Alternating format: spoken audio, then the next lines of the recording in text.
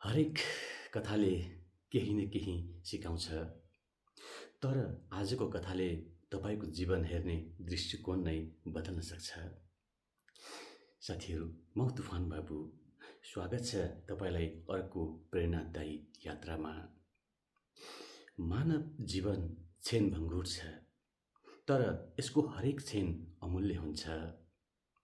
दुर्भाग्यवश धेरै मानिस आफ्नै जीवन सुधार्नुभन्दा अरूको प्रगति देखेर ईर्ष्या गर्न र उनीहरूको कमजोरीमा रमाउन समय खर्च गर्छन्। यही यथार्थलाई उजागर गर्ने प्रेरणादायी कथा हो 5 मिनेटको जीवन। एक दिन एउटा मानिस सुनसान बाटो हुँदै हिँडिरहेको थियो।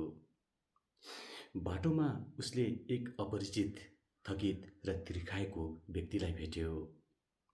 ती वास्तवमा यमराज थिए, तर त्यो मानिसले उनलाई चिनेन। उनले पानी मागे र मानिसले निस्वार्थ रूपमा आफ्नो बोतलबाट पानी पिलायो। मानिसको दयाभावबाट प्रसन्न भएर यमराजले आफ्नो वास्तविक परिचय दिए। उनले एउटा डायरी र कलम दिँदै भने, तिमीसँग अब केवल 5 मिनेटको समय छ। यस डायरीमा जे लेख्छौ त्यही सत्य हुनेछ। तर समय सकिएपछि केही परिवर्तन गर्न सक्ने छैनौ। मानिस उत्साहित भयो। उसले पहिलो पाना खोल्यो। त्यहाँ लेखिएको थियो, उसको छिमेकीको लटरी लागेर ऊ करोडपति बन्नेछ। तर आफ्ना लागि केही लेख्नुको सट्टा उसले ईर्ष्यावश लेख्यो, लटरी नलागोस्। अर्को पानामा लेखिएको थियो, उसको साथी चुनाव जितेर मन्त्री बन्नेछ। उसले फेरि लेख्यो, उसले चुनाव हारोस्। यसरी उसले एकपछि अर्को पाना पल्टाउँदै अरूको प्रगति रोक्ने कुरा मात्र लेखिरह्यो। 5 मिनेट कसरी बित्यो उसले थाहै पाएन।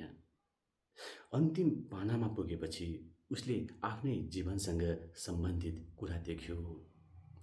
अब ऊ आफ्नो भविष्य उज्जवल बनाउने कुरा लेख्न खोज्दै थियो। तर त्यत्तिकैमा यमराजले डायरी फिर्ता लिए। उनले शान्त स्वरमा भने, बस तिम्रो 5 मिनेट पुरा भयो। अब केही परिवर्तन गर्न सकिँदैन। त्यो मानिस पश्चात्तापले भरियो। उसले अर्को अवसर माग्यो, तर धेरै ढिलो भइसकेको थियो। यमराजले अन्तिम शिक्षा दिँदै भने, तिमीले आफ्नो बहुमूल्य समय अरूको अहित सोच्नमा खर्च गर्यौ। यदि त्यही समय आफ्नो जीवन सुधार्न वा अरूको भलाइ गर्न प्रयोग गरेको भए आज तिम्रो भाग्य नै बदलिन्थ्यो। साथीहरू, यो कथाले हामीलाई एउटा गहिरो सन्देश दिन्छ। जीवन छोटो छ, त्यसैले आफ्नो समय ईर्ष्या, द्वेष र अरूको अहितमा होइन, आफ्नै विकास, असल कर्म र सकारात्मक सोचमा लगाऊ।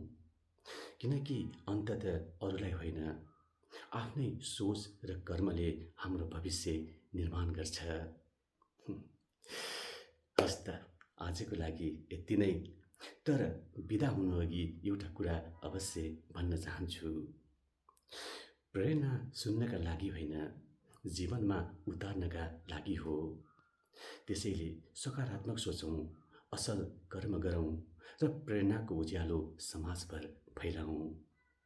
म फेरि अर्को जीवन बदल्ने प्रेरणादायी प्रसङ्ग लिएर चाँडै तपाईँहरूमाझ उपस्थित हुनेछु।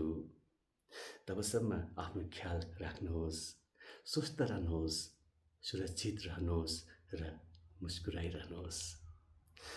धन्यवाद।